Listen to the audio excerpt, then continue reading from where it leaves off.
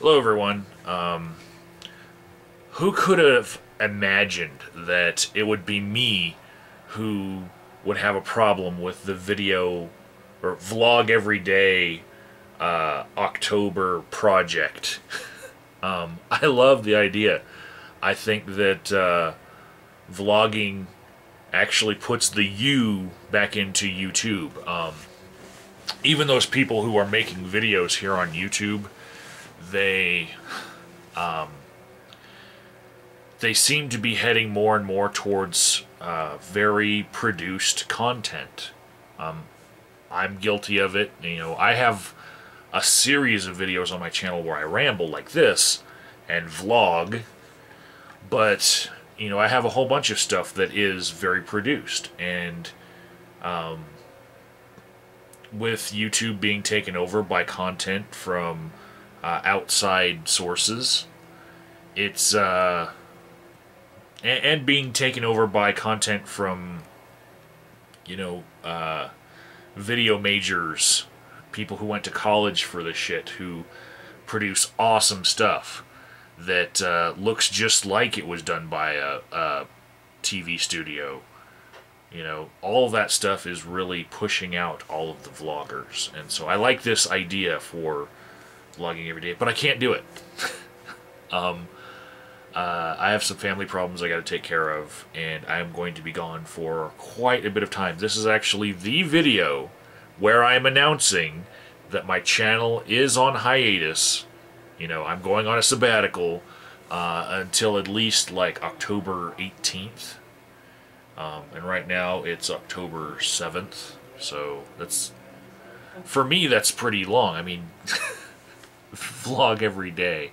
Of course I can vlog every day. Have you seen my channel? I have like hundreds of videos. Of course I could do it, but no, not this time. But I will have scheduled uploads that will go off in my absence. I'm taking advantage of this whole scheduled video uploads thing that partners get, and I'm going to try to space them out so that you guys don't forget that I exist.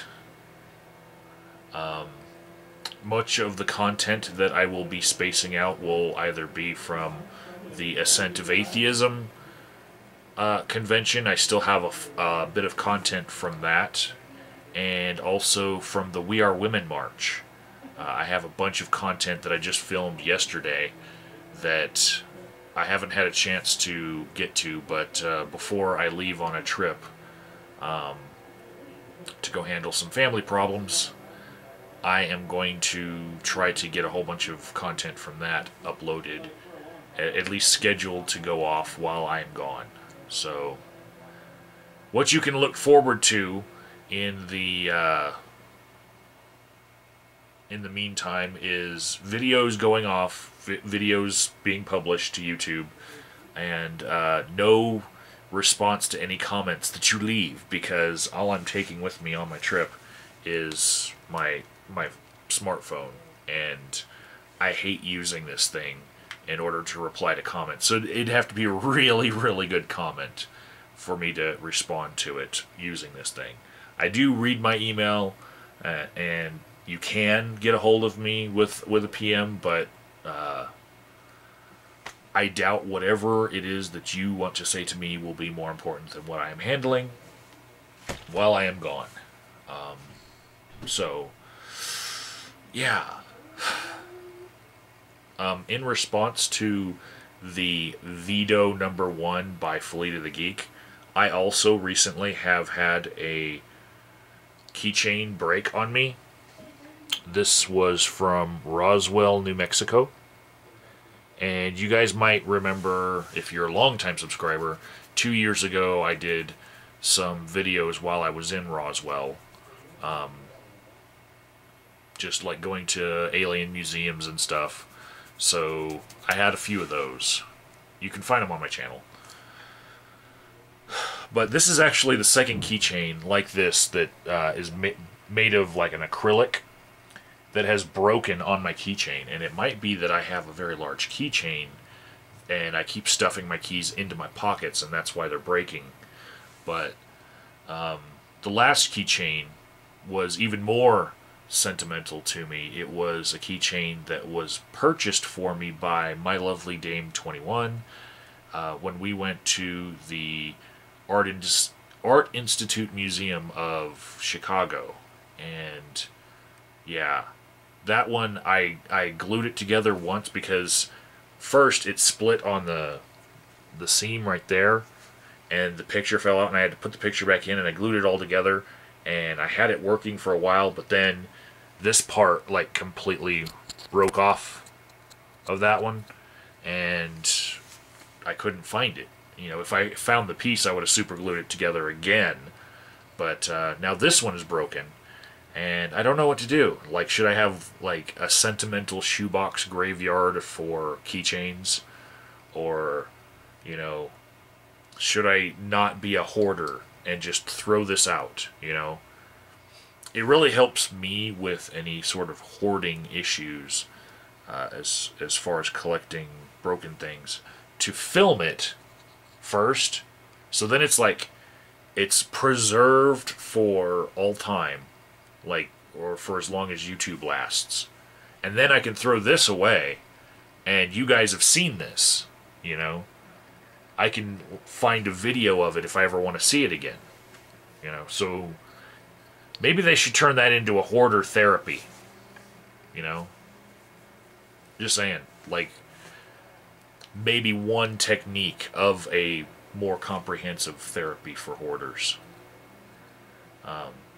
Another technique that I like to use is all of the swag that I get from atheist conventions and stuff. I like to mail it to YouTubers who I know live in podunk areas and don't have access to get out to these functions. You know, like bumper stickers and little stickers and stuff. I like to collect them while I'm there, but then I get home, I'm like, what am I going to do with all this junk, you know? Oh, I know, somebody who doesn't even have access to junk, I'll just send it to them. And so that works for me.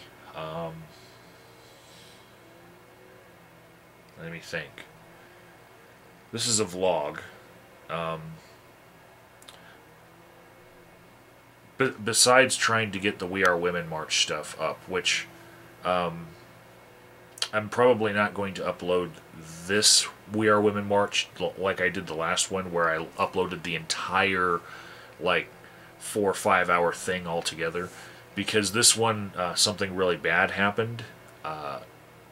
Freezing sleet was hitting us, and it was like snowing, and I even sent I sent a message to Lisbeth Rain. She's been in some of the, like, hate club Skype things. I was like, hey, I'll be filming this if you want to come see it. And when I got there, I was like, wow, the turnout is horrible, and I don't blame anyone, you know, not even people that I've invited personally to come see this. I don't blame anyone for not coming to this. Right here, I had this umbrella,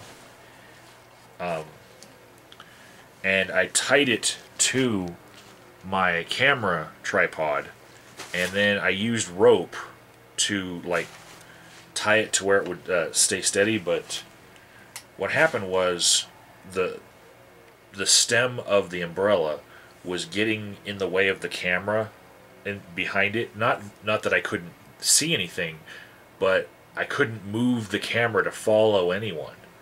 And at one point during it all, the rope system kind of failed, and it pulled over the entire tripod and everything. So I wasn't watching it at that time. I had Daxon Islander, another YouTuber, watching the camera while that happened, and so he caught it, but then he just, like, took the umbrella off, and the sleet had gone down by then, and it was like turning into little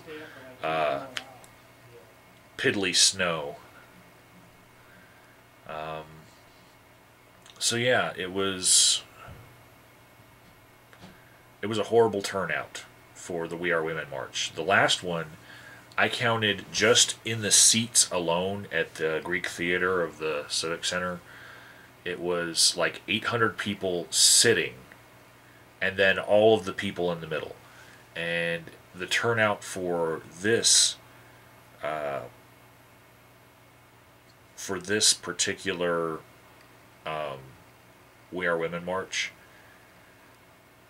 I want to say it could have been 60, but when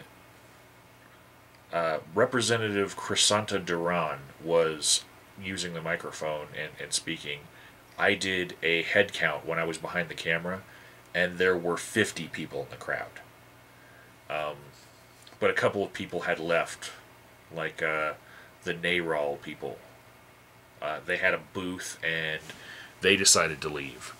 So, yeah, the march that is normally associated with this rally didn't happen. They didn't march across the Capitol steps at all. And it wasn't because this isn't like an interesting thing. 50 people still showed up in the sleet and, runny snow in order to see all this, But normally the turnout would have been just like the last one, like 800 in the seats. So, yeah. I felt bad for those people, those organizers that I know in the We Are Women March, like Meg Fossinger and Christy Wheeler. I've had a long history of supporting the activism that they do. And we had a really good relationship as far as like my voter registration drive supporting what they do. And they put a lot of effort into getting that Greek amphitheater rented out and everything, and then see, it's an outdoor theater. It looks like something from like Greece, like big stone columns and all that, and it's outdoors. So it being outdoors, it's perfect for having a march right afterwards. It's right next to the state capitol. But you're pretty much at the mercy of weather patterns. And the day before and the day after would have been awesome. It just so happened that the exact day of the We Are Women March, yesterday, it was, a horrible temperature drop into the 30s, and the forecast was for a blizzard. Why would anyone show up when unless they're really dedicated or they are supporting in a very physical sense this march. I wasn't about to pull out as far as having my VRD table there and filming it. I promised both of them, and I was not going to not show up. But something else that happened. Since it ended early, they didn't do a march. They just kind of went to the street and danced with their signs for a little while, and then they went home. Something else that happened was we had enough time to go to the UCCS's Secular Student Association. They hosted a viewing of the Jon Stewart, Bill O'Reilly debate, or mock debate, the Rumble in the air-conditioned auditorium. And I really was impressed by the level of jokes in the debate. It had a whole bunch of funny moments. What was bad, though, was the video feed kept on freezing, and a whole bunch of people who paid for it couldn't get in. And if you were to go on Twitter right now and look up hashtag Rumble 2012, you will see all of these people just complaining. It was a really great content thing, but it really ripped off a whole bunch of people for their $5 and really kept a whole bunch of people who wanted to see it and had the money to see it from being able to see it, because they just had horrible server response, both in just ordering it and in their broadcast. So, yeah, I'd like to say that it was a 5-star thing that everyone should, like, if they had a chance, they should go get a, go get an after copy of the event, or watch it when it comes up on Hulu or Netflix or something. But yeah, I didn't see all of it. I'd say of the 2-3 hours that it ran, it was about 15 to 20 minutes interspersed here and there, because the video feed kept on locking up. So what I saw of the debate was awesome, and we did have some spurts of like 30 minutes, where it wasn't jamming up, but yeah, it did detract from the experience a lot. They need to learn from things like the UFC, on how to run a pay-per-view, both on pay-per-view on cable and online.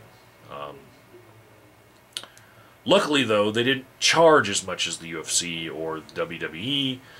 They only charged $5 per person, so the people were only out $5 and their experience. But, yeah. Next time they need to do better. So that's it, I guess, for this vlog. I'm going to be thinking a lot about the Pulpit Freedom Sunday thing and this video project that I want to do, because after listening to the actual sermons, I have gotten some very good leads on things I need to research before I even come to a decision, because I now realize the natural bias of an atheist is, churches need to get out of all government, and there's a separation of church and state and all. But I'm now starting to think, like, seriously, is there anyone who goes to a church who doesn't know who they should vote for based on their pastor's indications? All they have to do is find one issue, because they can talk about issues, and then just say, vote for the candidate who supports this and not that. And then, half of them are probably staying awake, only by their smartphones in the pews alone. They'll just, Google it, who supports, who's pro-choice and who's pro-abortion. Poof, we know who to vote for. We've cracked the code. Our pastor is being oppressed by the tax law and has to speak to us in code.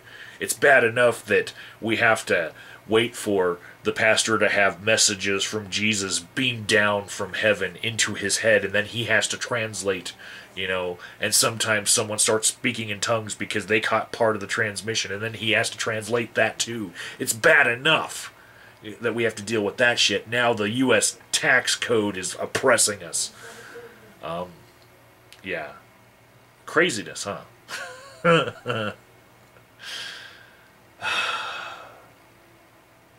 And also, I'm probably going to, right after this video, just upload another little addendum blurb saying that this week's weekly flags recap is postponed. Also, the weekly flag recap for next week will be postponed. So the week after that, let me just look this up, because I won't have enough time to do all of them. So we're postponing the one that would have been on the 5th, the one that will be on the 12th, and the weekly flags recap on the 19th will be 3 weeks worth of flags that I will have collected with my aggregators, and I will report on all of them. And that's it. Sorry I can't participate in this veto thing. It was right up my alley.